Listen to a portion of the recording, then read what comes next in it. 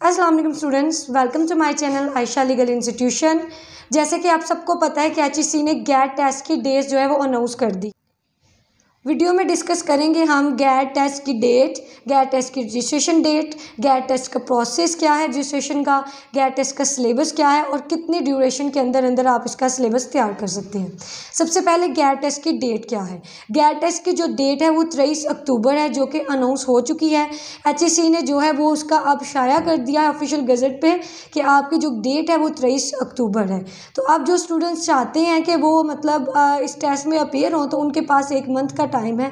उस एक मंथ के ड्यूरेशन के दौरान जो है वो अपनी तैयारी स्टार्ट कर दें। उसके बाद नंबर 2 पे है कि इसकी रजिस्ट्रेशन की डेट क्या है। 3 अक्टूबर लास्ट रजिस्ट्रेशन डेट है। इससे पहले पहले जो बच्चे चाहते हैं कि वो 23 अक्टूबर के टेस्ट में अपीयर हों, तो वो अपनी रजिस्ट्रेशन 3 अक्टूबर से पहले पहले कंप्लीट करवा लें। रजिस्ट्रेशन का क्या प्रोसीजर है, वो ऑनलाइन आपकी रजिस्ट्रेशन होनी है।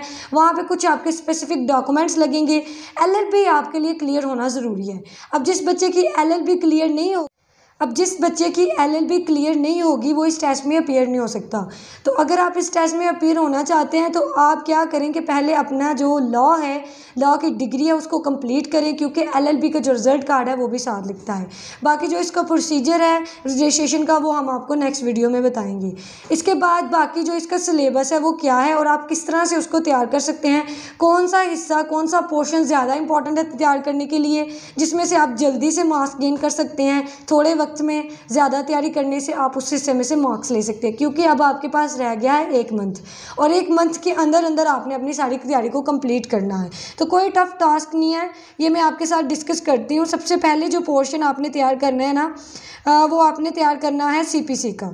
सीपीसी के कुछ स्पेसिफिक आर्टिकल्स हैं, सेक्शंस हैं, और साथ में जो है ना कुछ ऑर्डर्स हैं उसके। तो सीपीसी का बहुत थोड़ा सिलेबस है और 20 मार्क्स का आपका ये आना है। तो आप सबसे पहले सीपीसी को तैयार करें और उसके बाद क्यूएसओ, लीगल एथिक्स, ये तीनों सब्जेक्ट अगर आप अच्छी तरह से तैयार कर लेते हैं तो 50% आपका पेपर इनमें से तैयार हो जाता है। अब जो क्यूएसओ है वो भी देखने में लग रहा है कि बहुत बड़ा, मतलब पूरा एक्ट है, कंप्लीट पोर्शन हमने याद करना है। हम किस तरह से याद करेंगे, ये कोई मुश्किल टास्क नहीं है आपके लिए। मतलब देखिए ना कि वो 166 आर्टिकल्स हैं उसके अंदर, तो उनको याद करना कौन सी मुश्किल बात है। एक बार आपने उनको अच्छी तरह से पढ़ लेना है।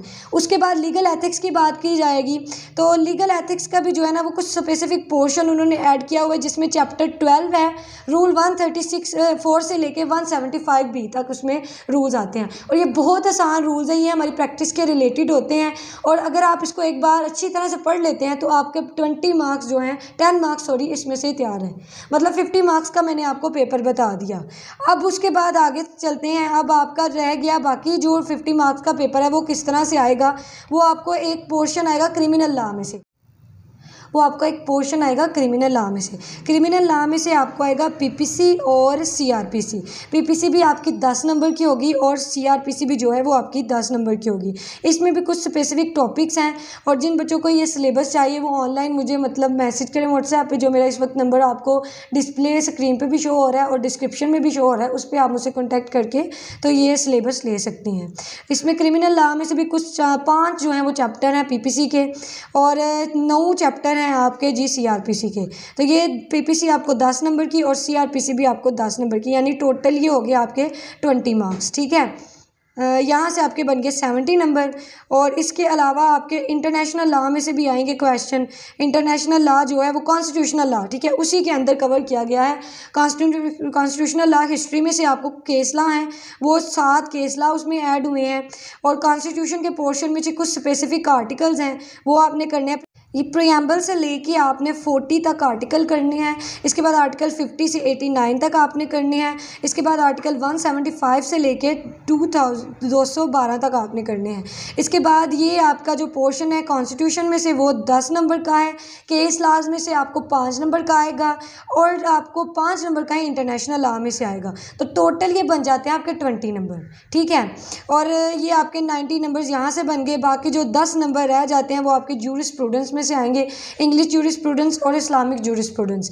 तो ये डिफरेंट राइटर्स की हैं, ये आपने बाय कर लेनी है। और ये कुछ स्पेसिफिक नॉलेज होता है जो इनके अंदर से आएगा, तो स्पेसिफिक नॉलेज के अकॉर्डिंग जो है आपने अपनी तैयारी करनी है। तो ये आपका 100 मार्क्स का MCQs का लॉ गैट का पेपर है, इसको आपने तैयार करना है। 50 मार्क्स जो मैंने आपको बताया QSO, लीगल एथिक्स और इसके अलावा CPC, इनको अगर आप अच्छी तरह से तैयार कर लेते हैं तो 50 मार्क्स आपके लेने के लिए कोई मुश्किल, बाकी बुक्स को भी अगर आप अच्छी तरह से कर लेते हैं तो आपके लिए कोई मुश्किल टास्क नहीं है ये।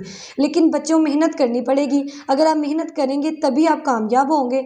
अदरवाइज़ अगर आप समझें कि ये बहुत आसान टेस्ट है, हम जल्दी से पास कर लेंगे, तो वो अब टाइम गुजर गया है। अब आपको मेहनत करनी पड़ेगी और तभी जाके तो आपके अच्छे मार्क्स आएंगे। बाकी मैंने सीरीज़ का स्टार्ट किया हुआ है, QSO की कुछ वीडियोज़ मैंने अपलोड कर दी हैं और फर्दर भी वीडियोज़ जो हैं वो आपको मैं अपलोड कर दूँगी। तो आप इसी चैनल के साथ जो है वो कनेक्टेड रहिएगा। बाकी आपको फर्दर जो है ना वीडियो वो टाइमली मिलती रहेंगी। ओके, मिलते हैं नई वीडियो के साथ, तब तक के लिए अल्लाह हाफिज़, टेक केयर।